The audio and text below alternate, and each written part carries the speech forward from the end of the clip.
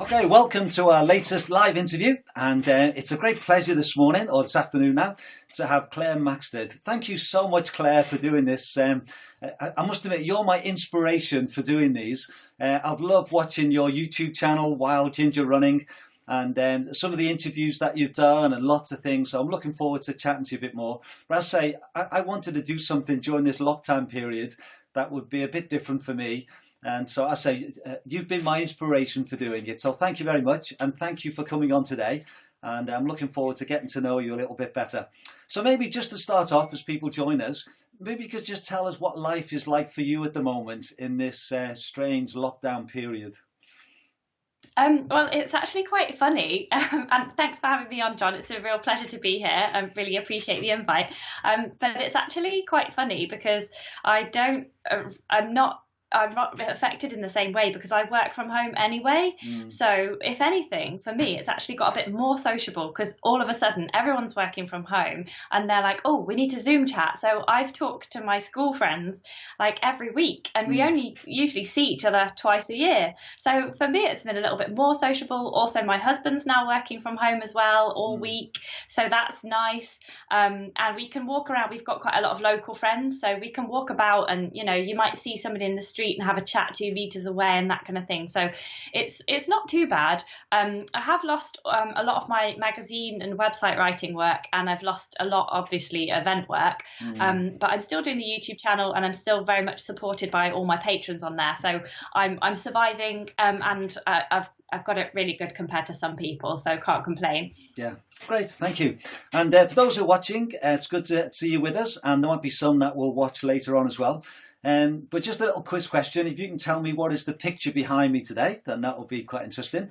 And if you've got any questions for Claire, I've got a number of things I want to chat about. But if you've got any questions that you want to ask her, then put them in the comments, and hopefully I'll be able to see them this time and drag those across. But maybe just to get going, Claire, you could tell us just a little bit about your background. Now, I know that you work for a running magazine, is that right? And so, yeah, if you could just tell us a little bit about your sort of working background, please. So basically I got my dream job just after leaving uni. I'd always wanted to be a writer, so kind of like a journalist about kind of travel and outdoor things. And I got a job on Trail magazine just straight out after uni, after a lot of pestering. And I sort of learned on the job. I didn't do any particular journalism training apart from working on the student newspaper. So worked at Trail magazine, the hiking magazine, for 5 years. And then the editor at the time, he was called Matt Swain, really lovely guy, very talented. He decided that we should set up a trail running magazine because they saw a gap in the market. They saw that it was taking off as a sport. So he got me to edit that magazine, and it was just going to be like a little supplement to go with trail. And it just was really popular. So all of a sudden I went from being features writer to editing a whole magazine. So I did that for 7 years. It was really great. I did tons of really cool stuff. I went to loads of cool races. I met some amazing athletes and some really lovely readers as well. But I did it for 7 years, did everything I wanted to do. And then we set up a challenge called Run 1,000 Miles. And I really enjoyed the sort of immediacy of communicating with people on social media, making a few videos. And with the magazine, you sort of got to wait 2 months to sort of publish any kind of news. So I decided to jump off 2.5 years ago now and start a YouTube channel. Just because I just wanted that immediacy and I wanted to chat more. And I thought that maybe I wouldn't be sitting at a desk as much. I'd be doing stuff and presenting films and that kind of thing. But actually, there is a lot of editing work involved and a lot of social media work involved. So I'm kind of still at a desk, but it's my own desk in my own house, and I run to my timetable. So I love it. It's not something that you should do if you want to earn a lot of money, but I love the lifestyle that it lets me lead, like filming races in beautiful places. I've got regular contact with these super keen trail runners and interviewing top ultra runners as well. It's absolutely incredible. Yeah, excellent. We've got the comments is working. So John Eyre is asking what background is that. So we'll leave that for now and we'll come on to that. But if anybody else wants to leave a comment, maybe how you know Claire, or any comments, or just to say hello, so we know that we've got a few people listening. I think there's about 10 or so at the moment who are there, so we might hopefully get some more as they come along. I don't know what you find. I don't know what you find with yours, Claire. That when I look afterwards, there's been a lot of people. So I think some people come and go a bit, don't they? Yeah, definitely. Yeah, some people just dip in for 5 minutes and go, "Oh no, she's boring." No. Go away again. Yeah. Now, I just wanted to ask about that move then from the magazine.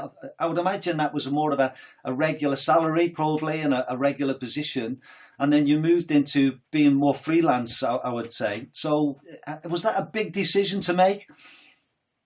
Not for me, because I'm a natural risk taker, and I'm quite kind of assured in myself that why would it not go wrong?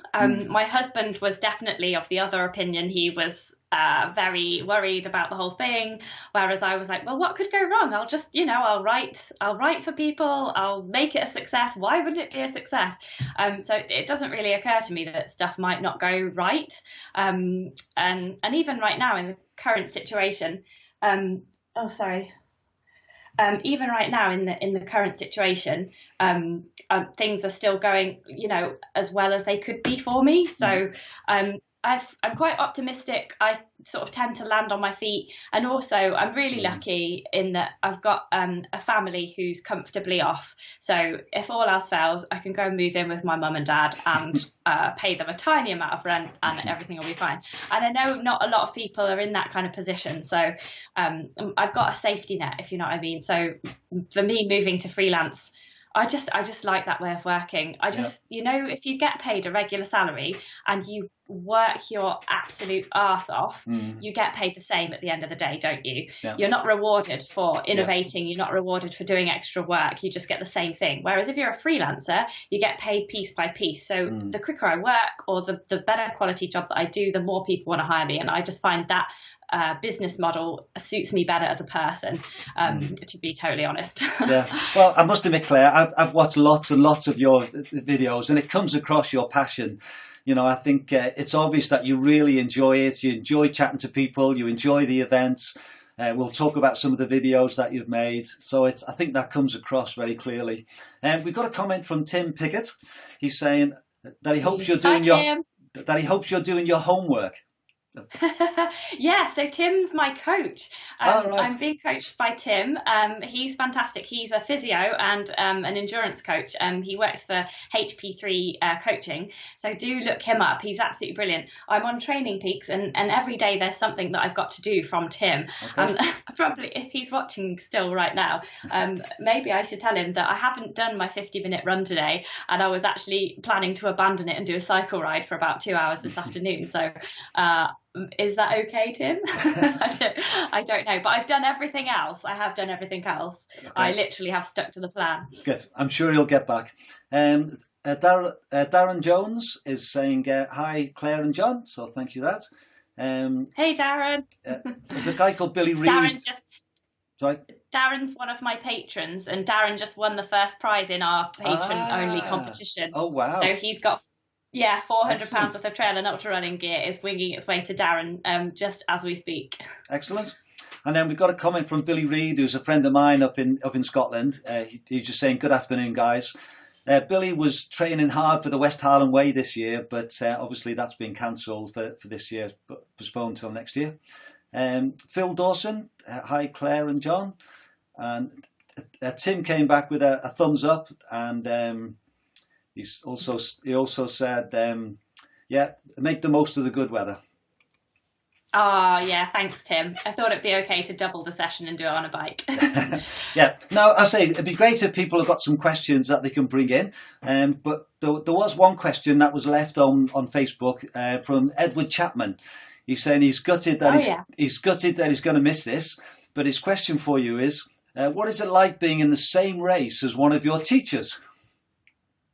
Oh, yeah. So the Cape Wrath Ultra that I did a couple of years ago, my old biology teacher surprised me by being one of the race competitors. So we were Right. there for the race briefing. We were all crowded into this hall, and all of a sudden I walked past, and there was a "Hi, Claire." I was like, "Oh my goodness, it's Mrs. Wade." So yeah, Mrs. Wade was in the race, and it was really lovely because I did actually end up quitting halfway through that race, and I was quite upset about it. And she gave me a big hug, so it was sort of like having a bit of a mum on the race. So it was really nice to see her there.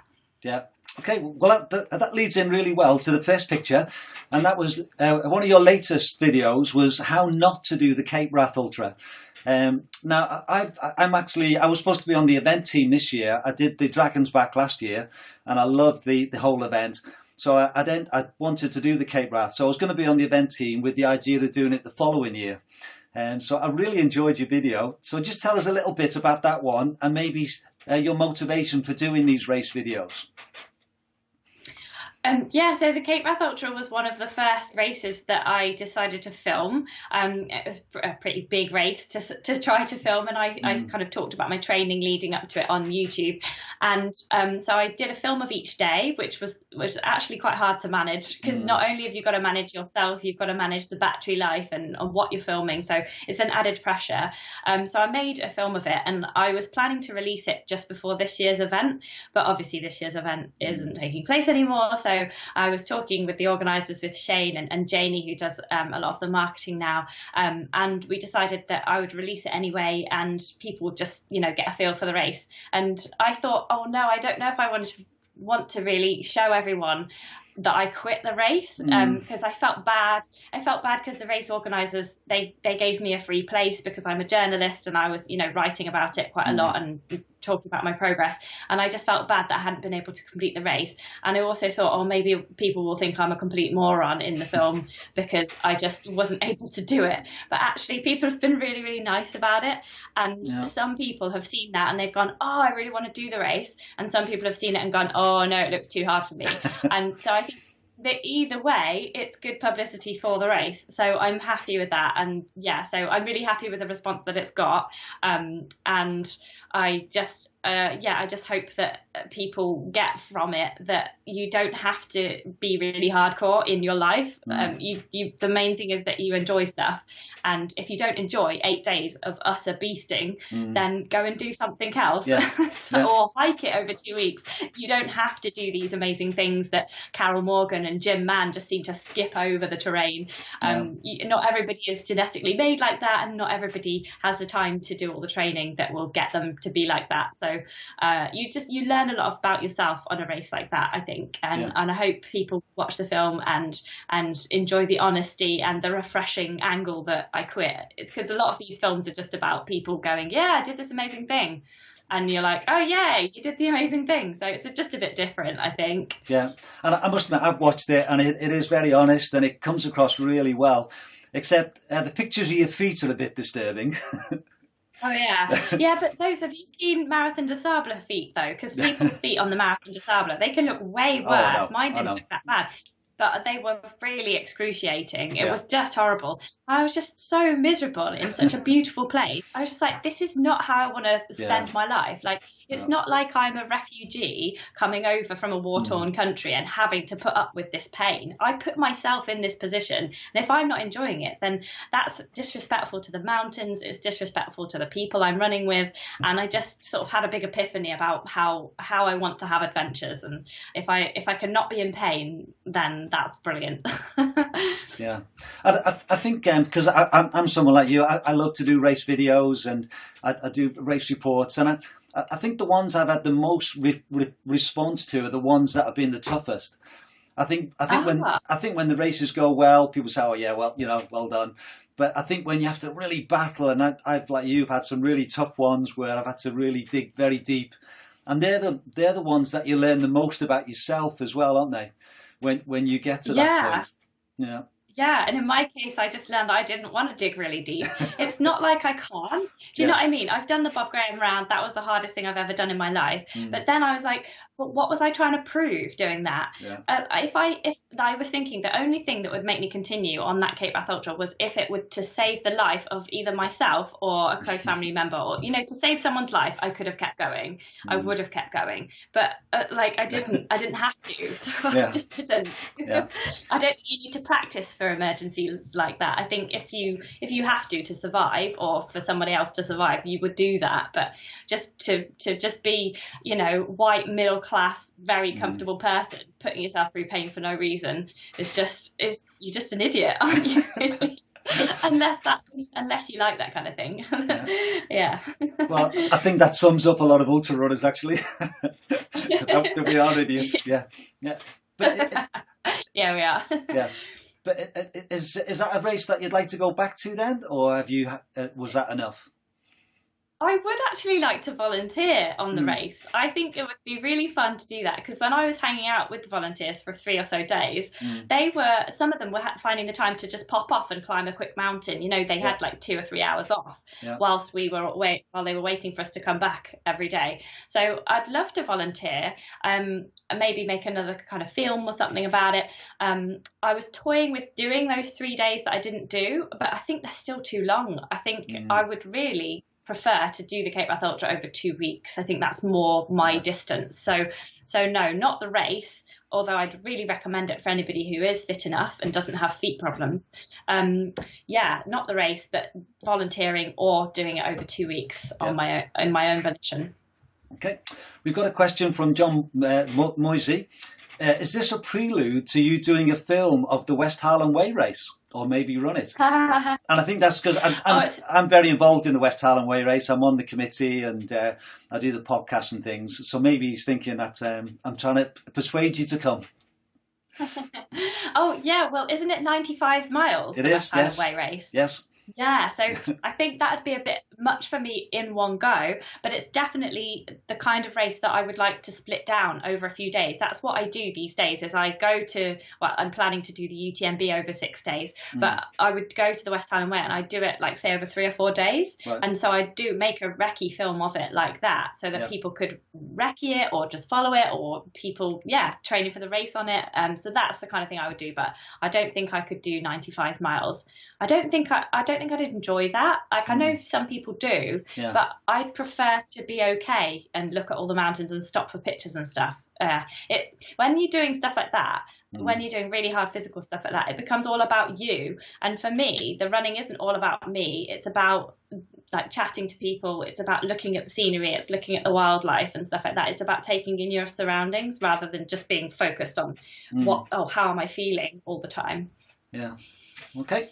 And we've got a comment from John Airy. I've met Claire twice at the running show. I live under her light switch, metaphorically anyway. And she's he's talking about light switch just here from Matt Peterborough, and he lives near under the light switch just here. Yeah, and he says he's one of your patrons. Yeah. Yeah, he is. So have you got a good number of people then that support you through that? Yes. Oh my goodness. So I love talking about my patrons. Like, they're like the reason that I keep going, especially right now. They're the reason that I do the channel. There's about 135 of them now. Right. And so many. I did lose a few, obviously, to COVID, as people lost their jobs and things like that. I lost like a few dozen people, but people have stepped up. Like, loyal patrons have stepped up their pledges, and other people have come in as patrons, and what they do is they support me financially. It's just, like price of a cup of coffee every month. It's not loads, but all added up together, it funds me to do my job. So I've been able to buy a better GoPro. I'm setting up a website and doing a website redesign. I'm going to have an exclusive area on there just for patrons so that they can have exclusive content. I do a competition for them, and we have a Facebook group, an exclusive Facebook group, and it's just really cool. Like, they're really nice people. They're really lovely people, and they support the channel, and they're the most loyal people. So I really like them. Yeah, They're really awesome. It's yeah, it's an amazing creative business model. yeah. I think it's a brilliant invention Mm, actually, because I thought YouTube you earn pennies on YouTube. It's really not a good way to earn money unless you're, I don't know, mm. PewDiePie or someone getting 1 million views every day. Yes, it's yeah, mainly good for having patrons. Yeah, Yeah. they're really awesome. And if someone's watching this and would like to become a patron, how do they go about it? Yeah, so they just have to type in patreon.com/wildgingerrunning, and it will bring up my little page there. And there's lots of different tiers you can go for. So there's everything from just $5 a month, just price of a cup of coffee per month, and that gets you entry to the competition and exclusive Facebook group and Strava club, and you just get a bit closer contact with me and all the other patrons. And then there's $10 where you get priority answering to your questions for the elite athletes I interview, and then there's like higher tiers where you get training. I even do the top tier, which is I'm a personal trainer, so I do like a Skype chat with you every month, and give you a training plan, and just help you train for whatever event that you've got coming up, and you get like a t-shirt and a buff and bonus, like loads of bonus stuff, and just priority in every sense of the word. Okay. Oh, I must have a look at that actually. I've been thinking about I should become one, so I'll have a look at that and follow that up. Yeah. Yeah, yeah. That would be so nice of you. Thank you. Okay, we've got a question from Phil Dawson. He says, "What would be your ultimate race event to run?" Oh, my ultimate race. Just the next one. Like I really like doing. I just love new stuff. I love that trail running is a good way to explore the world. But I am really excited about my UTMB trip over 6 days. I love the UTMB and everything it stands for, but I don't think I'd want to run it as a race. So this multi-day version of it over 6 days is right up my street. So can I choose that instead of a race? Yes, of course. Yeah. Yeah, but as soon as we get out of lockdown, I want to do more of the Lakeland Trails races. I love them. They were what introduced me to trail running originally, and I'd really like to go back and do some more Lakeland Trails races, because they're really brilliant. Kind of like 10 miles on trails, perfect distance. Yeah. Have an ice cream at the end. Everyone's happy. Good. And we've got a comment from Bob Deary. He says, "Really nice to hear you talk about yourself for a change. Normally you're the one doing the interviewing, so that he's enjoying that." Now you mentioned, Hi to you, Bob. yeah, you mentioned the UTMB, and a couple of years ago, my wife and myself, we did the UTMB course over 6 days, and I really recommend it. So, have you got that planned? What's your schedule for that? Well, I'm actually doing it with a holiday company called Tracks and Trails. Right. So people can join me on it if they want to. So they're Right. sorting it out for me. Okay. So I have no idea where I'm going. Right. Okay. I haven't booked anything. They've booked it all. So I'm really enjoying the fact that I don't have to plan everything to the nth degree. It was quite fun. So there's a couple of people that are joining me from the Isle of Man that are my friends, and then there's another person that I'm not sure who that is. They've just booked onto the holiday. So yeah, that's really cool. So you did it over 6 days, did you, John? Yeah. Yeah. And it was long days because obviously if you walk it, they recommend you have 11 or 12 days. So we basically went really light. So we went with just a small pack, and we booked all the different refuge huts around the course.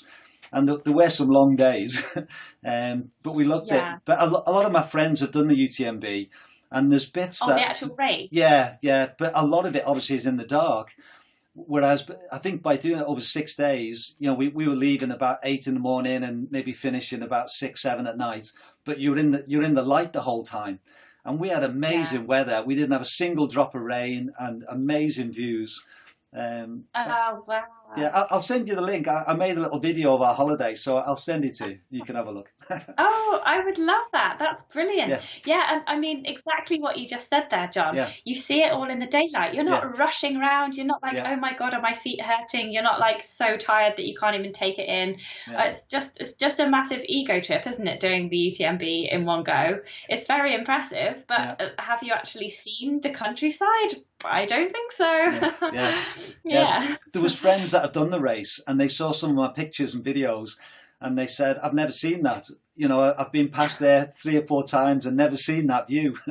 So that was, yeah. It depends what you want to get out of life, but for me, definitely. it's seeing the views is the thing. Well, bathing in the beauty of the mountain. Yeah, you'll absolutely love it. A comment from Chrissy Lawson says, "Yay, love Claire." So, she a friend of yours? Hi, Chrissy. Yeah. Yes, Chrissy is a patron of mine. So just before I did this, I just popped in all my little groups that I run and said, "Hey guys, hop onto John's channel." Okay. So yeah, a lot of people watching might be proper fans. Good.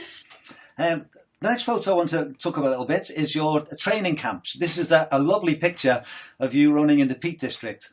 So tell us a little bit about your training camps and how they work. Yeah, so it's super sad. We were going to run our first training camp at the end of April, but obviously we had to postpone it because of COVID.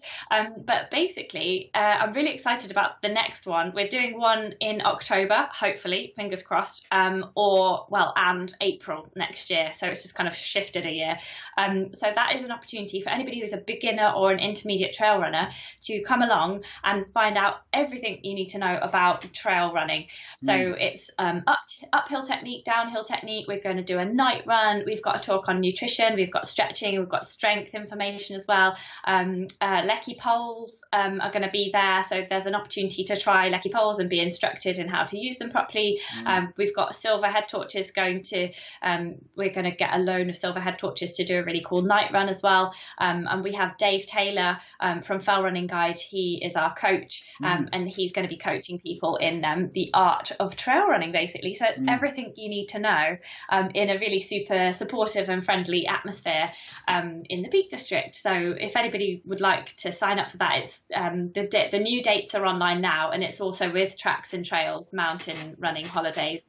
So I'm working with them to provide these courses to be top quality and really professional. Yeah, and is that aimed for new trail runners, or if you've got some experience, it would still benefit them?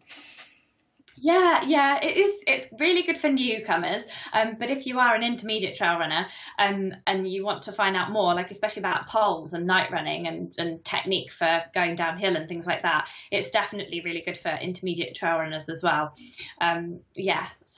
Intermediate, it's pitched at beginner to intermediate, and there'll be experts there, and you'll just be able to ask any questions that you've got. It's just going to be a really fruitful weekend of learning. Hopefully, it's 3 days in the Peak District. Wow.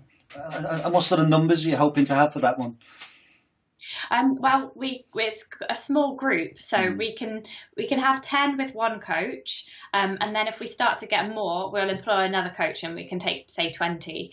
And then if we had loads and loads, we'd employ another coach. But then accommodation starts to get difficult. So 20 absolute maximum. But for example, we had 10 on our course that we had to postpone, and that was a good number.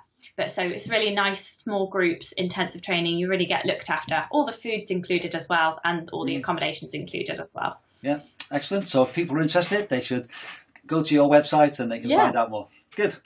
Okay. Yeah. Thanks, John. Yeah, and the next thing I must admit, I've not read your book. But I hadn't. It's not out yet. Isn't it? That's why I haven't read it then. Yeah, I must admit I hadn't seen it around. So tell us a little bit about this book then. It looks great. Yeah, so this is the first time anyone has actually seen the cover, and I've just thought, I don't know if I'm supposed to tell anyone about it, but this we've just okayed the picture with the photographer, so that's fine. But basically, it's a book for anybody who wants to start in trail running or improve their trail running. It's got training plans from 5k to 50k. It says to trail marathon on the cover, but I think we might change that to 50k because a lot of trail races are that kind of 30-mile, 50k distance. It's just everything you need to know about trail running. So I suppose it's like the weekend training camp, but distilled into book form. So it's going to be on sale in January 2021, and we're hoping to launch at the National Running Show. So hopefully I'm trying to persuade them to let me do a talk there so that I can promote it. And so I'll be there selling the books and generally promoting it. But it's been really good to write, and I've got lots of different people. There'll be lots of different voices in the book. So it's not just me going, oh, this is how you should do everything. There's loads of quotes from elite athletes. Emily Forsberg is writing the foreword. Vassos Alexander is also writing the foreword. And there's quotes throughout, like there's people like Damien Hall giving quotes in there. There's lots of input from patrons and just normal people saying, you know, their opinions on polls or backpacks versus waist belts and things like that. There's lots of people popping up giving you their stories, so it should be an interesting read, even if you're kind of wavering over should you be a trail runner or not. It's interesting even if you don't like trail running. Yeah, and has that been one of the things that you've wanted to do for a long time? Has it been an idea that's been floating around and you've actually got down to do it now? Yeah, I've always wanted to write a book about trail running, definitely, for sure. I just feel like everything, it's basically a massive trail running magazine, and trail running magazine is just bits, and you know, you can't store all of them, and you know, you have to throw them away. But I thought, like, if I just put it all into one book, you could keep it forever, and you can hand it around to your friends and share all the advice in there. So yeah, it really is a culmination of everything I've learned over the years and loads of advice from lots of other people as well. It should be a really good Christmas present, I would have thought, for 2021. Yeah, and was it harder to do than you thought? Was it been a bigger project than you anticipated?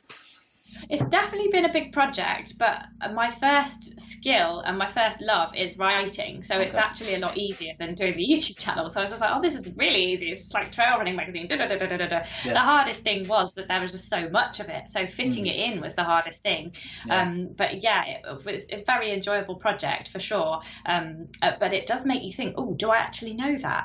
Like, you have to double check everything. Like, oh, I'm telling everyone that in a book. In a magazine, you're like, oh yeah, well, you know, people will read it and then they'll throw it away. But so you have to be quite good in a magazine. You have to be bob on in a book. So I've sent it round to lots of people to check, you know, like all the training plans and stuff. I'm like, oh my goodness, what if someone doesn't, oh no, what if it goes wrong? So yeah, I have been a bit paranoid about all of that, but it should be all right.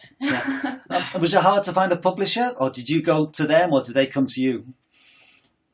Well, I'd been doing some stuff for Bloomsbury for a while, so they asked me to help out at Vassos's book launch. So I sort of compared a little talk with Vassos when he launched, and then they did a talk with 3 other book authors: John Brewer, Paul Hobrow, and Anita Bean. So nutrition, physio, and marathon kind of sports,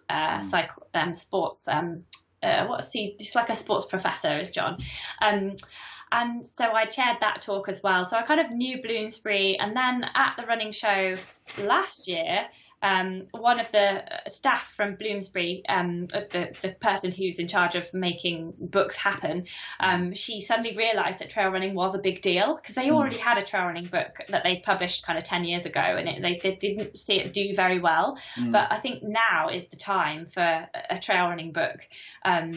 Now trail running is a big thing. A lot of people want to find out more about it. A lot of people want to get into it. So they just suddenly thought, yes, now's the time for a book. And then they knew what I had done with the magazine, and they knew what I was now doing on YouTube. And they thought, yeah, Claire's the right person to write it, because she'll just promote it everywhere. And, you know, hopefully there'll be good sales. So yeah, they sort of, right person, right time, right place, I think. Yeah.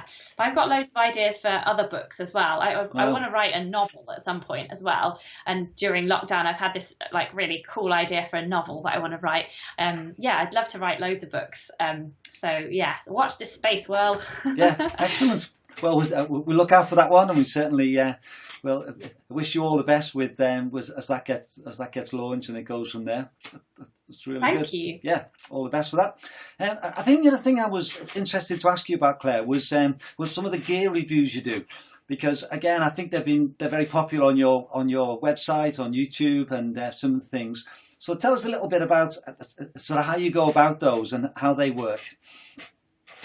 Yeah, so I think gear is a super good thing to do on YouTube, because you can show the product, and it's definitely better than doing it via a magazine or even in a blog. And so what I like to do is get a few products in, so maximum of 6, I would say, products to test.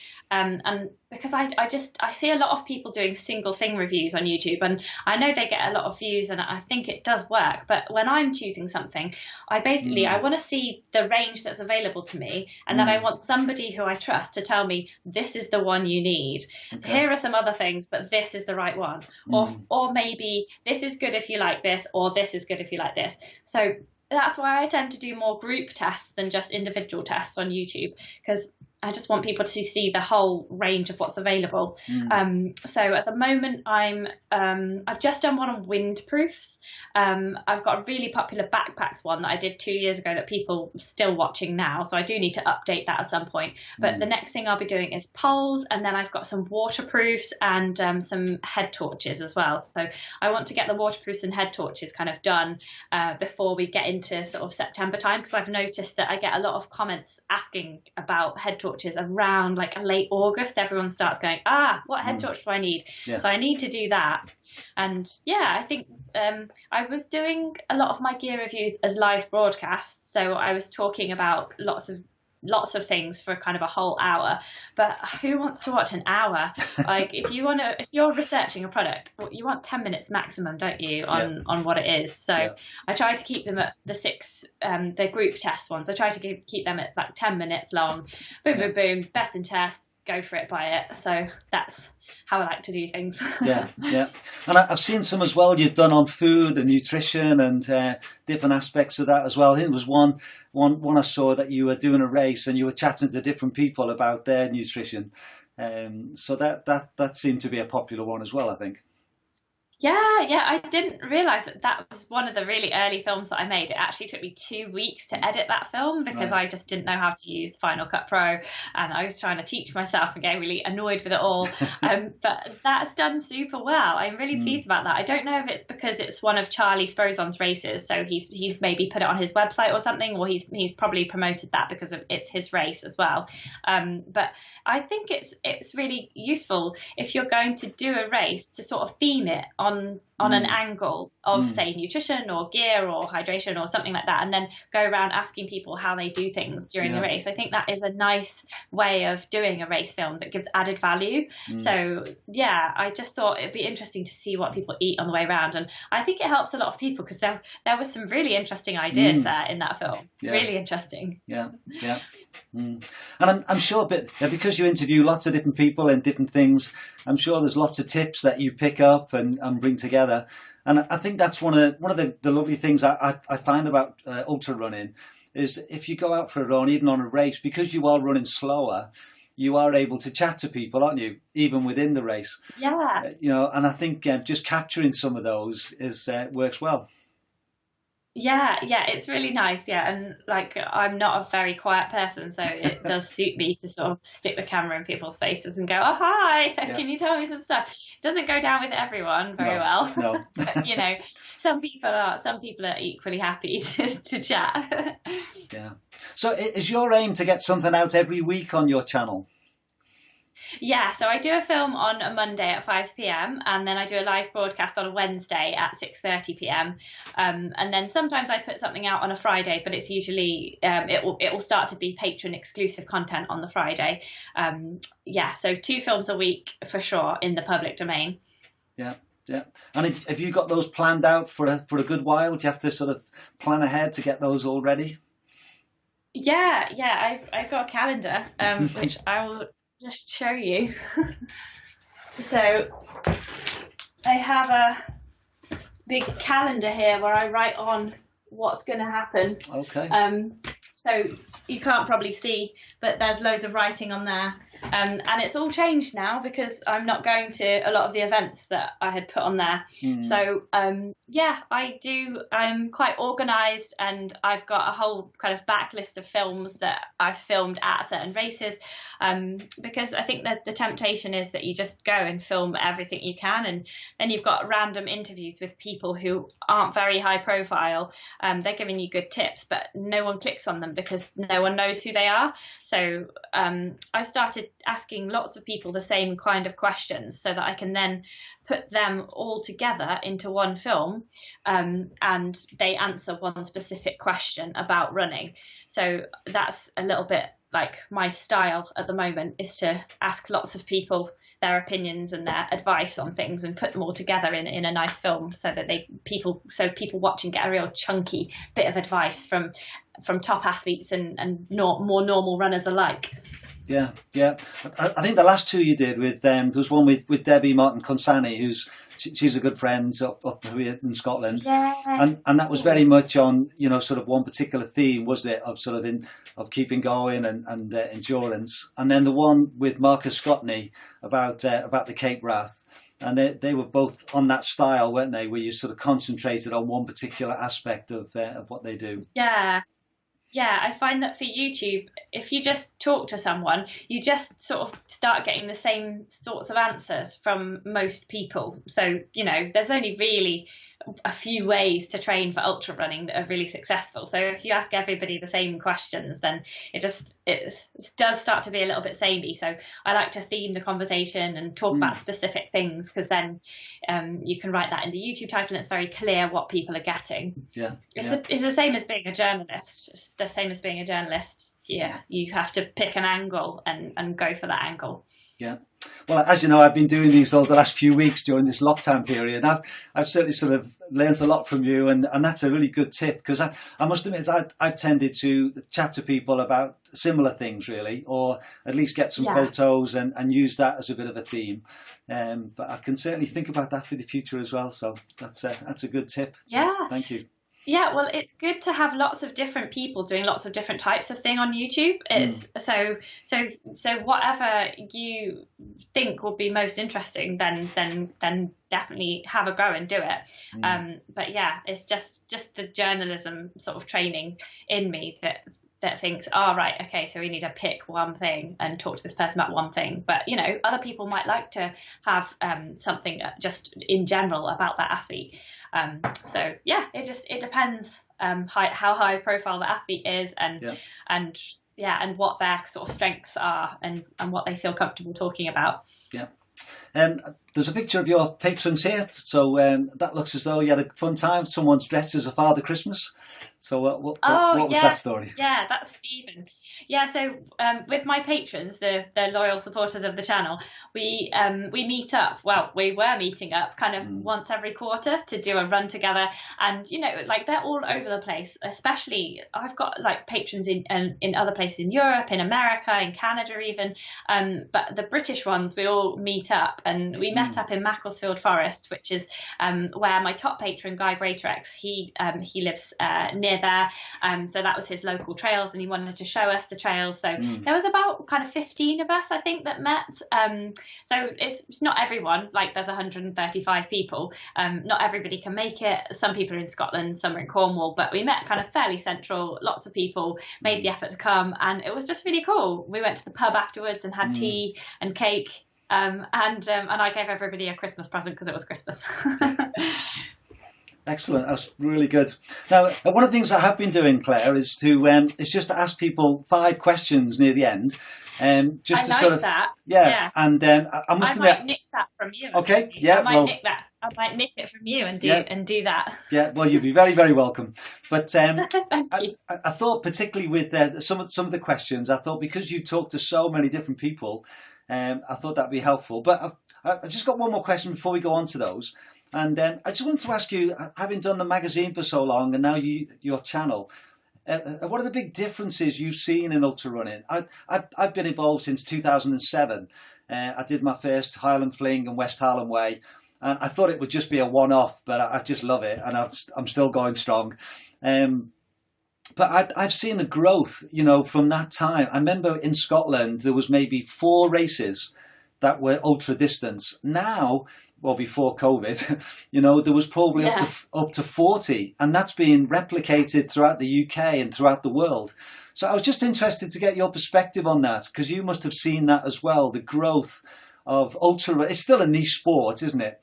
But it's moved from it's a bigger niche sport now, let's say.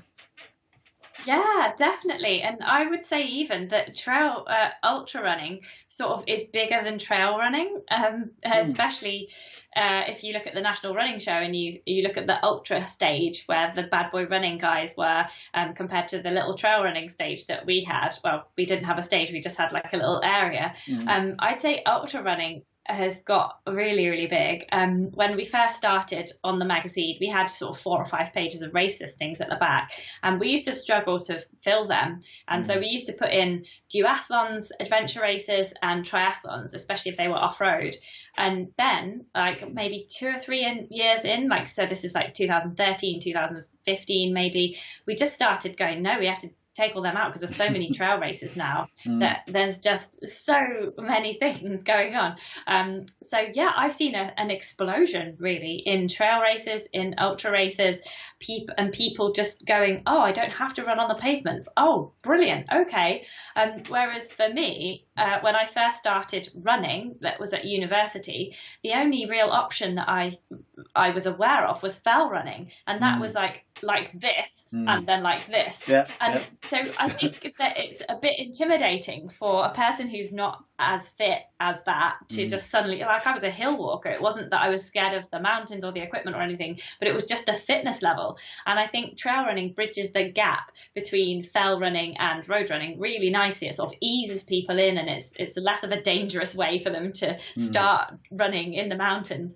But I think ultra running's even a separate thing to that, because you can have ultras, and they're not necessarily trail ultras. They could be road ultras, like the Comrades. That's a really long-standing ultra. So there's ultra is a bit of a different beast, and I think you get different people who are ultra runners compared to trail runners.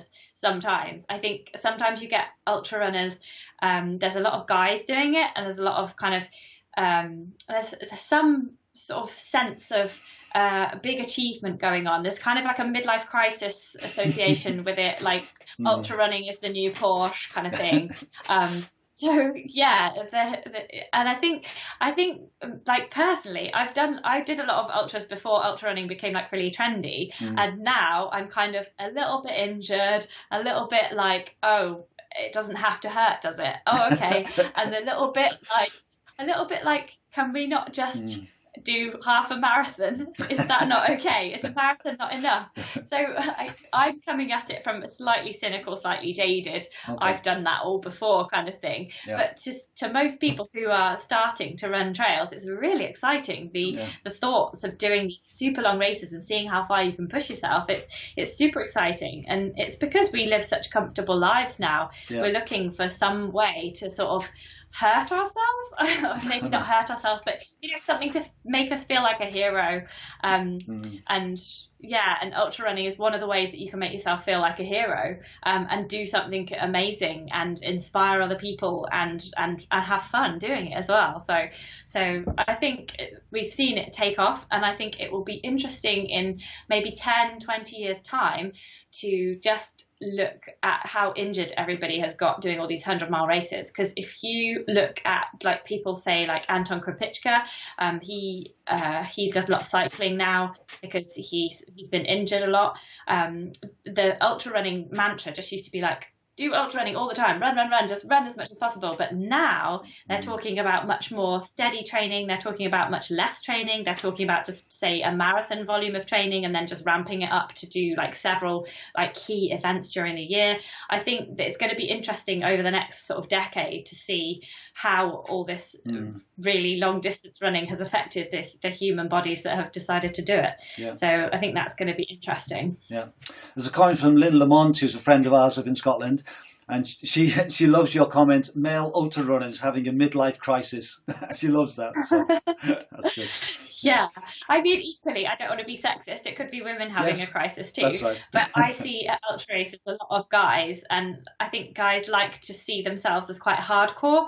So it's kind of a bravado thing for some people. And it was for me. I was the same. I did the Bob going around because I wanted to show everybody how tough I was. I didn't do it within 24 hours, but I still did it. So and then I thought, no, I don't ever want to be in that kind of pain ever again. Because it wasn't like fun. It was a good experience, but it's it's not pretty. Yeah, I think as well, there's that sense of there's always something bigger and longer. You know, you start, Yeah. even, you know, people start off. I've got a book called Running Through the Wall, and it's a lovely 31 stories. It's great, and it's time and again of people who start off, they can't run to the end of the street, and then they do a 5K, then a 10K, then a half marathon, then a marathon, and I would say over the last 4 to 5 years, the races are just getting longer, aren't they? And I must admit, over the last couple of years, I've got into multi-day races. And I love that. I did the Dragon's Back last year, and I did the Ring of Fire around Anglesey. I'd love to do Cape Wrath, and I just love that extra challenge of doing several days, you know, or I did Northern Traverse a couple of years ago, which is across the country, 190 miles. And there's just always something else, isn't there, to challenge you if you want to be challenged. Yeah. And as you say, I think that's a really important thing to mention. It's all relative.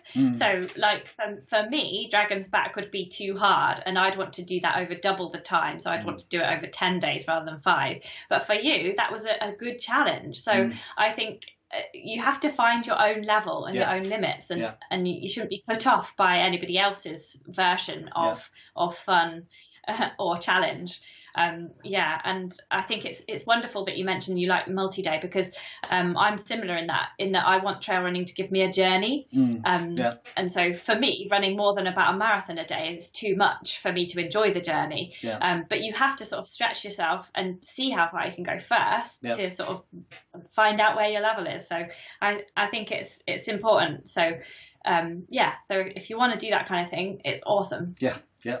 We got a comment from Chrissy Lawson. A lot of recovered drug addicts are moving from one extreme to ultra. That's interesting comment, isn't it? Yeah, that's true, isn't it? I read a lot of books where people have been hooked on drugs and then show just a different kind of addiction, I suppose. Okay, well, let's go to these questions, if that's okay, to finish with. The first one is, what's the best piece of advice that you've been given that you remember and use?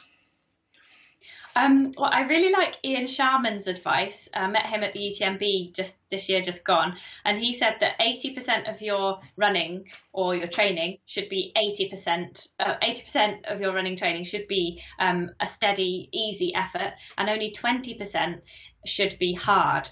So for most people, that's like one speed session per week, or one tempo session, or one hill rep session.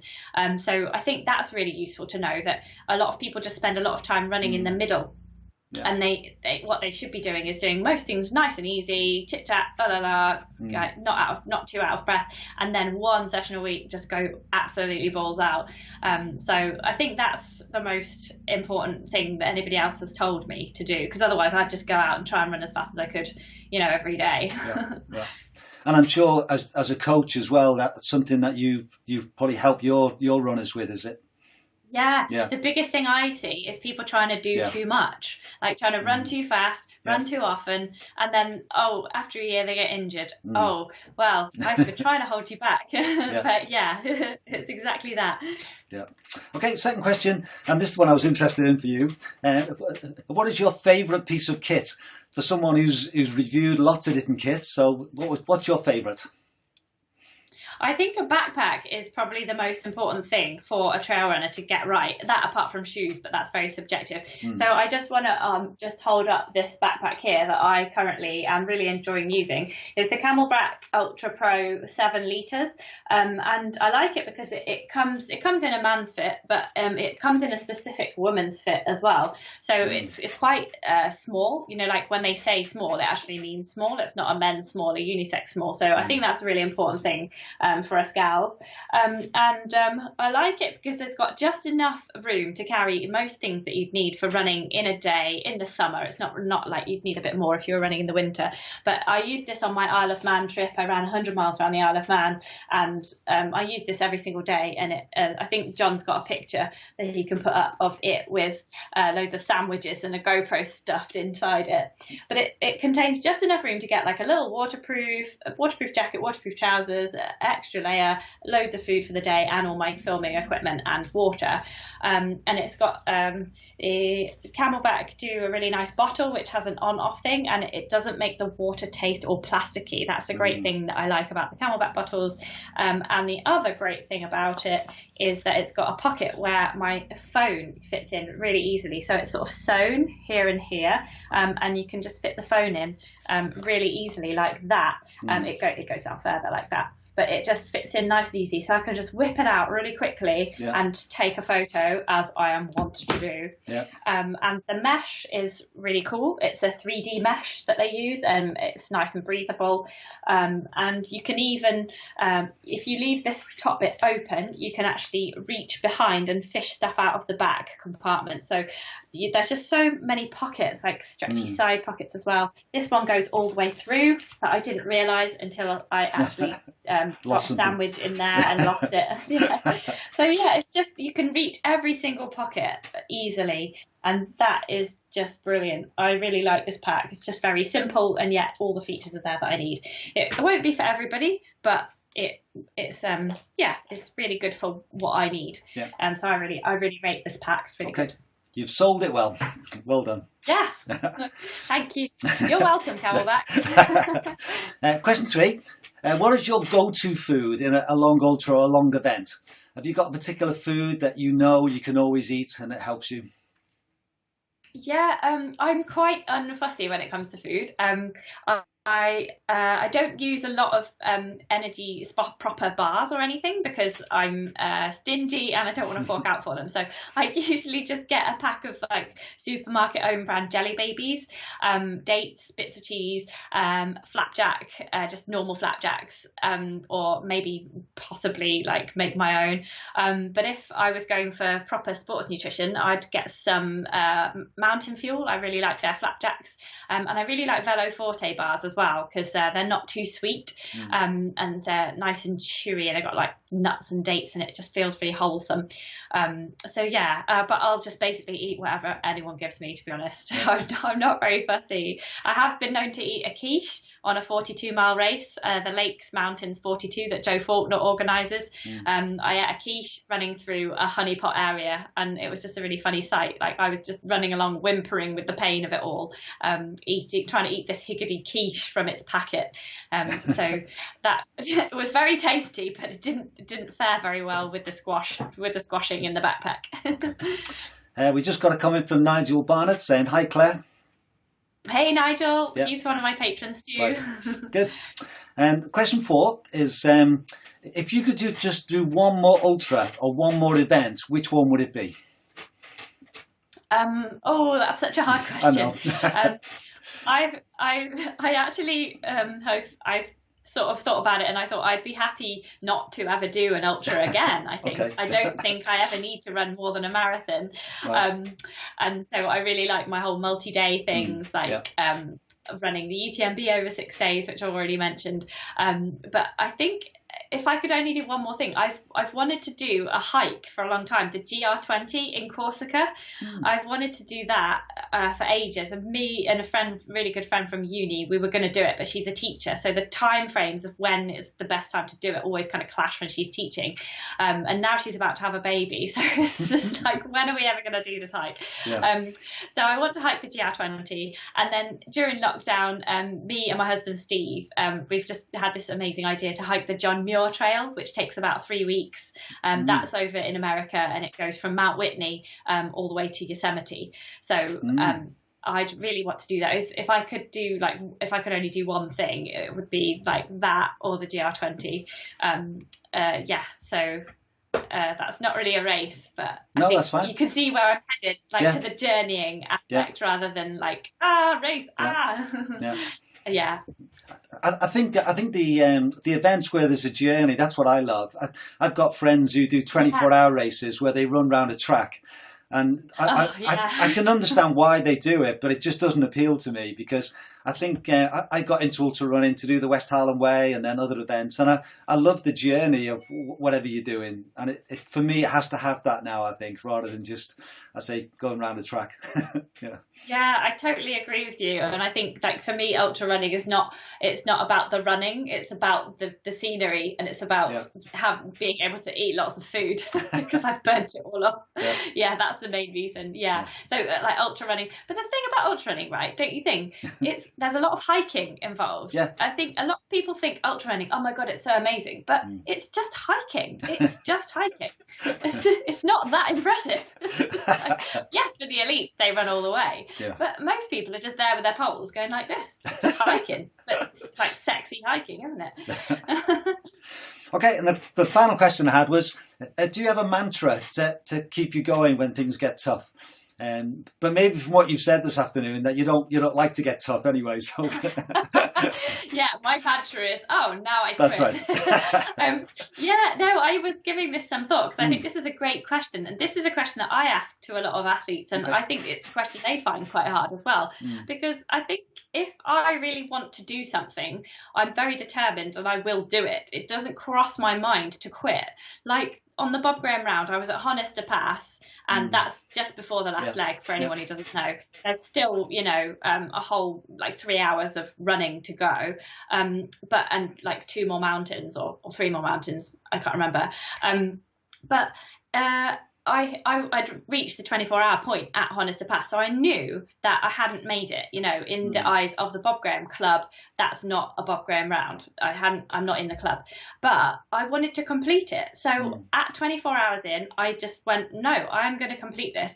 And so yeah, it was like half an hour to go to 24 hours. I knew there was no way that I would make it in 24 hours, but I wanted to do it, so I just did it. And I did it in 26 and a half hours in the end. But I didn't really have anything going through my head or a mantra or anything. It just wasn't an option to quit. Like, it just wasn't an option. It just wasn't going to happen unless I physically couldn't move anymore or was knocked out. It just wasn't going to happen. So I think there's that. Lots of people have told me stuff like, oh, it doesn't always get worse. Don't quit when on the first time you think you should quit. Go on for, like Nikki Spinks says, go on for 3 more times. And if you still want to quit after 3 more times, then maybe listen to yourself. But yeah, I think I don't have a specific mantra that I use. I just know that if I really want to do something, then I'm blimmin' well going to do it. So I'm just really stubborn. But yeah, I don't think you think a lot when you're in those times. I suppose you just have to think, am I going to do it? And then if I am going to do it, how am I going to do it? That's what Richard Asquith says. I'm stealing his lines there. Like once you've made the decision not to quit, then all you have to think about is what you're going to do next. How are you going to put up with that pain? But I think, as we have seen from this talk, when things get tough, Claire Maxted just stops. Great. Well, thank you so much, Claire. I've really enjoyed this last hour or so, just chatting, getting to know you a bit better. Thanks, John. I'm definitely going to have a look at the Patreon. I'll come and join your group, and look out for your book next year and the different adventures that you're doing. There's been quite a few people watching, so thank you very much. And if you're watching later on my YouTube channel, then that's great to have you as well. And just to let you know, I've got 2 more lined up for next week. Next Tuesday, I'm speaking to Stuart Hamilton, who is the director of the OMM. He's someone I've not met, but was recommended to me to interview him. So I'm looking forward to finding out a bit more about the OMM weekend and races. And then next Thursday, Michael Jones, who's won the Lakeland 100 a couple of times, and is the director of the Ultra Tour of Snowdon, a new race that's been going last couple of years. So if you're interested to watch those, then I'll be chatting to them next week. But again, just want to say thank you so much, Claire, for giving us your time. And I hope all your projects and all your plans go well. And particularly once we get out of this lockdown, and you can get out and about a bit more as well. We look forward to watching more of your videos and more of your gear reviews and everything else that you do. Brilliant. Thanks so much, John. It's been a pleasure. Good. Well, thank you very much. And thank you very much for watching. For those who want to know the background, it's Haweswater. This is on the Lakeland 100 route in the Lake District, and there's a checkpoint there, and I love this view. You come round, you've been going about 80 miles by now, and you've still got another 25 to go, but the view looking down over Haweswater is beautiful. It's one of my top 5 views on the Lakeland 100 course. So that's the picture behind me. Okay, so thank you very much, everybody, and I wish you all the good day today, and make sure you stay safe. Okay. Thanks, John. Bye. Bye.